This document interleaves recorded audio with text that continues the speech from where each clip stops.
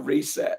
My name's Astin-Gregory. I'm here in Morelia, Mexico for the Greater Reset event, the 5th event taking place this year. Callum Smiles is with me. He's been in Davos all week at the WEF, the World Economic Forum, the originators of the original Great Reset. So on one hand, over here in Mexico, we've got the people's reset, the grassroots decentralized reset, whilst in Davos, we've got the continuation of the centralized authoritarian tyrannical reset. So really curious to hear the difference between the two different events. So sit back and get ready to enjoy the ride. Callum, great to have you with us here. You're over in Davos at the moment. How's it been this week? It's cold. Well, I say that I'm the only person I've seen in a t-shirt this week, so actually it can't be that cold for me. But that's the British resilience for you, my friend. It is. All I was missing was the my Italian 90 shirt with Gaza on the back. So what's been happening? How are the WF getting on at rebuilding trust, the theme of their event this year? In a nutshell, not very well. One of the things I keep alluding to in the videos that I've done is that, like, if you want to rebuild trust in something, like, one of the first things, especially if you're like a major organization, one of the first things you should do is answer any question that's given to you by the general public. And by and large, I've just been shunned by these elites and globalists, which I think says more than saying something, to be honest. But I live in hope, because I've seen a fair few activists and so even like small protests here this year compared to last year. And I think the reason they picked Davos is that it's so hard to get to. You can't just go, oh, do you know what? I might go show my face in Davos this year and annoy these elites, because, like, unless you live here or a few hours away, like, it's not as simple as that, because it's high up, it's cold, it's expensive, it's a small town. I think it's picked here for those sorts of reasons. So to see people actually put in the effort and turn up, yeah, I'm full of hope. Well, interesting, Callum. You could say the same thing about Morelia here in Mexico. So, it took 14 hours for me to get here from London, remote part of Mexico, small town, beautiful town, by the way. Little warmer here, I'm sorry to say, for your point. It's 27 degrees today, searing heat, not very good for a redhead like me. But in many ways, and I haven't heard this directly from the organizers, but putting the event here, given the nature of it, it is a rebellious event. It's rebelling against the ideology of these the Great Reset. And, we've seen events like this shut down across the world in the last few years. So picking a location like this that's hard to get to, it's more remote, it's interesting, it's similar but very different, because, this type of conversation needs to be happening. And it's so different. And, I'm sure there would have been more activists in Davos if they weren't here. Which to me is actually a very different form of resistance. It's a different form of protest, because this is really focusing on solutions and how we build a better future and how we move beyond this tyrannical phase. But what's been happening on the streets? Have you been able to hustle and meet any of these, movers and shakers? What's been happening? Well, I think I live in Kamala Harris's husband's head rent free. So he was not happy chappy the other day when I was accosting him in the street. But I saw him in a restaurant earlier, and he looked at me, and he didn't look comfortable. He looked it was like, when you see it on TV where, like, someone sees an ex and suddenly just ruins their day and they get a face like thunder. And shortly after, him and his entourage snuck out the back. Really? Wow. Yeah, and I think what helped as well was my friend who's come out here with me. He's brought his MAGA hat, so he then put his hat on and went round and had a look at him, and he looked back at him. Yeah. Well, yeah, I remember that some of the memes around the politics at the minute, it's hilarious. It's like you're either a Republican in a MAGA hat or a Democrat in a mask, and it's just, things have become so overly simplified. But it's, what else has been going on? Have you managed to see any of the the main players like Tedros? I know that the disease X was a big theme at this year's. I mean, talk about rebuilding trust. I mean, the other prerequisite, by the way, Callum, is to have trust in the first place. You could argue in order to rebuild it, but if you have to say that bit out loud, then it says you've really buggered up. Like, if you're having to have it as a theme and a slogan, rebuilding trust.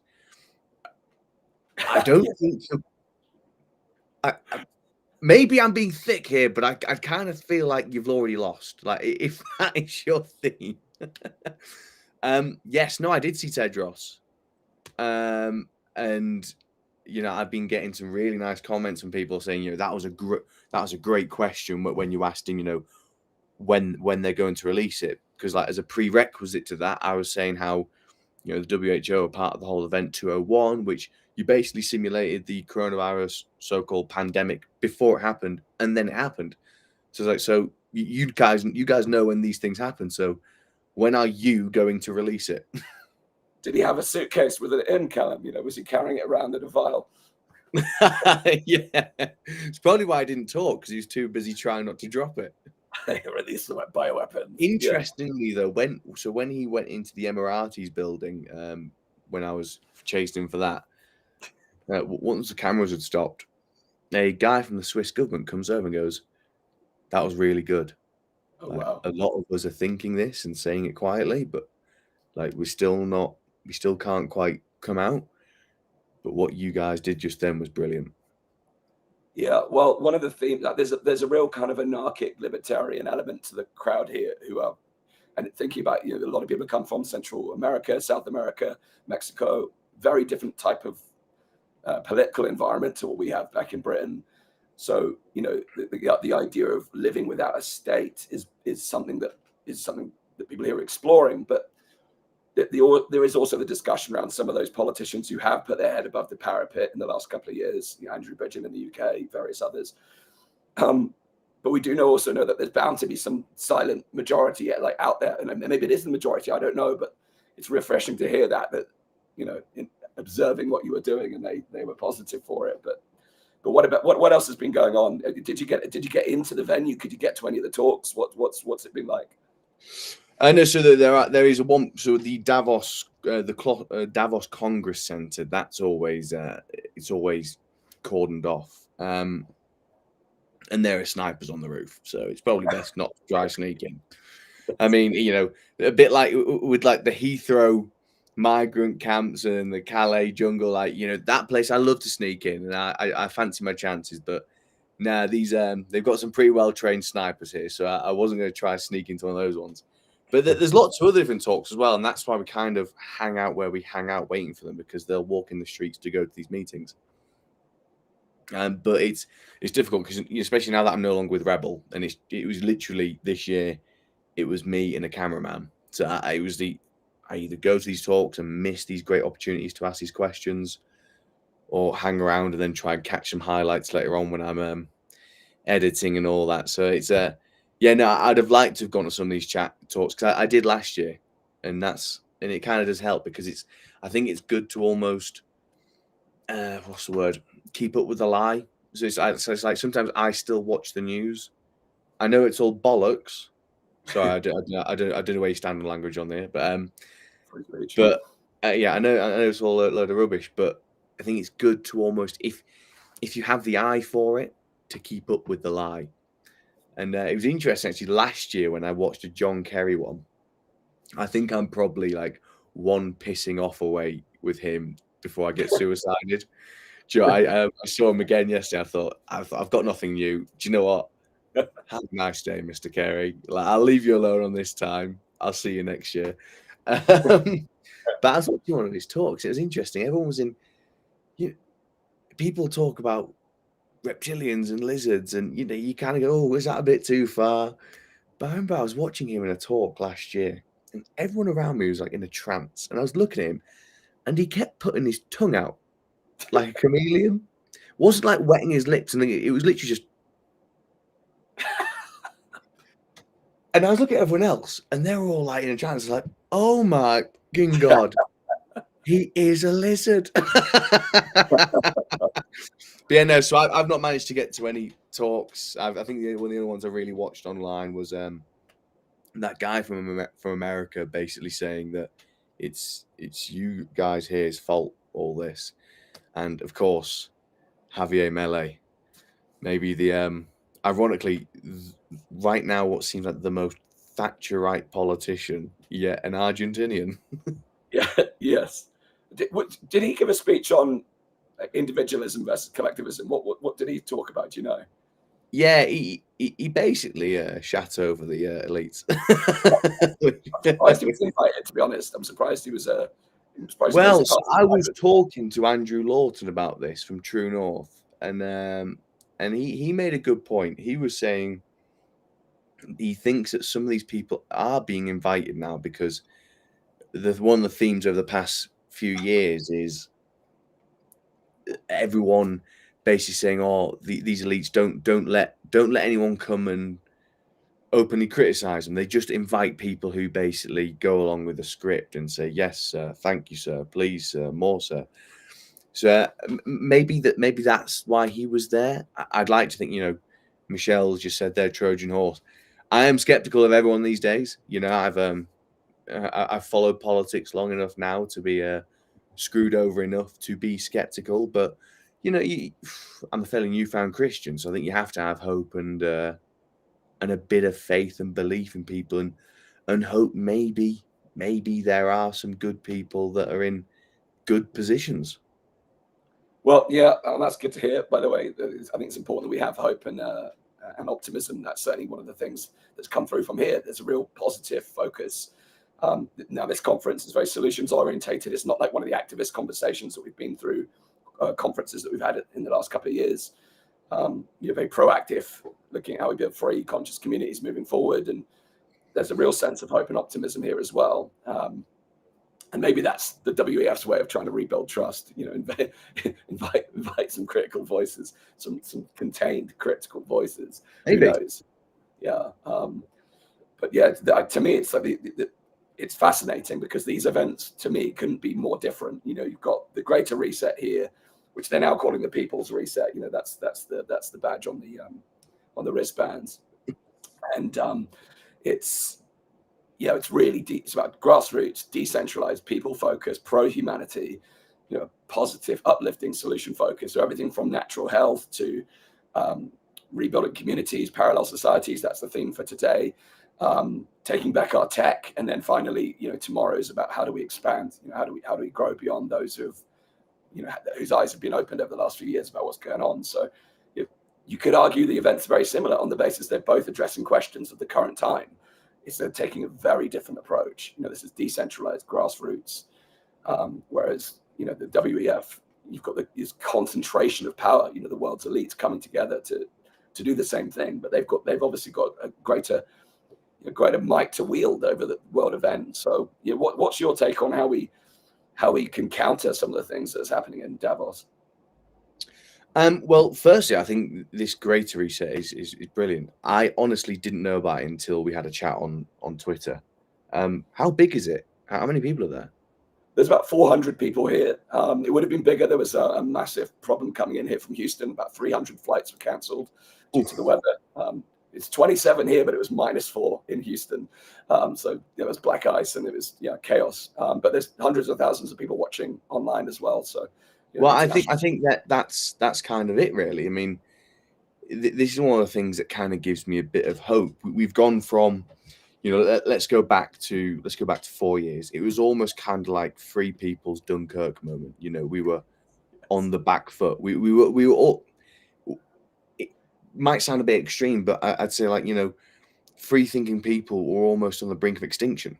We have a vast majority of the world who would completely outsource their thinking, willing to just give up their bodily autonomy for the sake of a holiday or a burger. And yet, let's come fast forward 4 years, and we've got the likes of you, who's in Mexico, at this right, how do we move forward? What are we going to do now? Here's our ideas to make the world better. And then we've got the likes of me, who's kind of fighting in their backyard. So we're pushing something really good where you are now. And then you've got the likes of me, and you've got some Rebel News and True North, some activists, pissing them off in their back garden. I think they are now on the back foot. And we are, we can't get complacent. I think that's one thing where they're quite clever, and that we often do. I've seen many a time where people go, we're winning now, and we let the foot off the gas. and then they do something.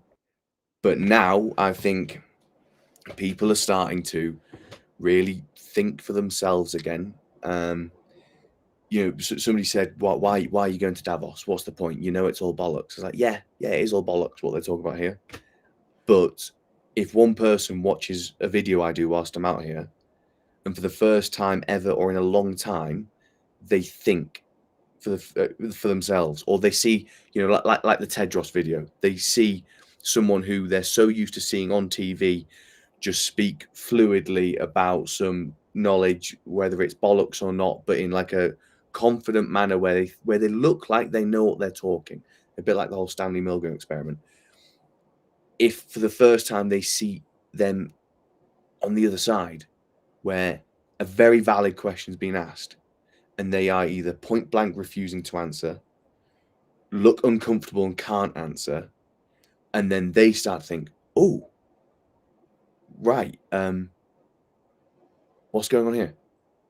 Why can't they answer that?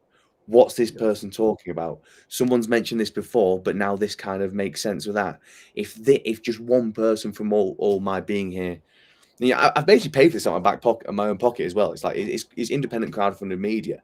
So if anyone doesn't want to help with the expenses, they can do at CallumSmilesMedia.com, and that'd be great. But my point, I would happily pay this all money again and do this all again if it meant one person started to think for themselves again.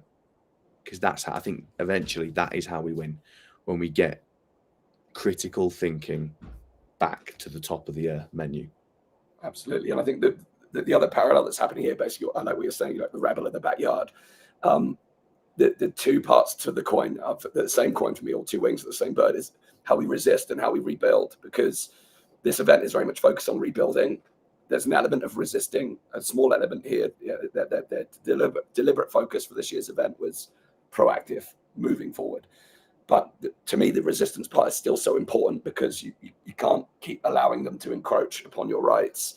And there's a wonderful story about a Mexican village that 13 women, 13 mothers and grandmothers, kicked out the Mexican cartel from their village because they had to say enough was enough. They had to resist. And once they were able to do that, and it was, the story is an incredible story. I haven't got time for it now, but I'll do a podcast on it. I'll add it to my speech on Sunday as well. But once they're able to do that, then they could really focus on rebuilding. So it really shows how important you have to have both. You have to stand your guard, but we also have to move forward as well. And I think what this conversation has highlighted is the importance of both of those elements. And it's great. I know you've got another show coming up now, so we'll wrap up. But great to see what you've been doing in Davos. And apologies to the listeners at home. My throat. Well, I mean, we've got another few minutes if you want to carry on. If you've got some more, I mean, let's milk as much as we can out of this. Oh, good. Yeah, good. Well, yeah, it's interesting. I feel like, do you remember when they were talking about all the vaccine mandates and stuff, and they're talking about the carrot and the stick? I kind of feel like we've taken both off them now. Yes. And we're eating this healthy carrot and we're beating them with that stick. And I feel like we can't let up now. I agree. Yeah, I agree. We got to keep moving forward. And your point around apathy, you didn't use that word, but that's how I took it. With central bank digital currencies, that's been a topic here this week. We know they're coming, but what tends to happen is the day they arrive, that's when we resist. We've got to get proactive on some of those things that we know are absolutely coming down the track. It's not a done deal, but they're on the way. So to me, again, those parts are really important. The World Health Organization, with their treaty and their international health amendments, Disease X, all of these things we need to be prepared for at the same time as looking forward. Any other gossip or word from the street in Davos? What's any other closing kind of experiences that you've had this week? Funny. Well, I've got and I'll say it now. Didn't kill myself. I've got an interesting video about some Ukrainian politicians coming up. Someone came running over to me in the street earlier with some very interesting. Bear in mind, we have given this country a lot of our money. And I asked David Cameron the other day, I said, cost of living is going up in the UK and our quality of life is going down. How the hell do we have the money to send abroad? Like, our roads are full of potholes, and yet we can afford to fund them. Well, just like pandemic, print infinite money. It's money. The money tree is available when it needs to be. Exactly. And mentioning potholes there, top tip anyone, if there are potholes in your area, their council hate it when you spray paint a penis around them, and they do fill them pretty quickly. I won't tell you how I know that, but